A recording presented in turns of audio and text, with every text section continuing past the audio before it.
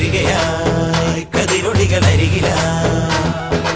ഉണരും കരകണി കാൺമത് അമരോത്സവരംഗം മുള വന്നത് തളിരാർന്നിത് പരവായി നിരയായി കരളിൻ നിറയായി വിളയുവൻ കനകനൽ കരിയുക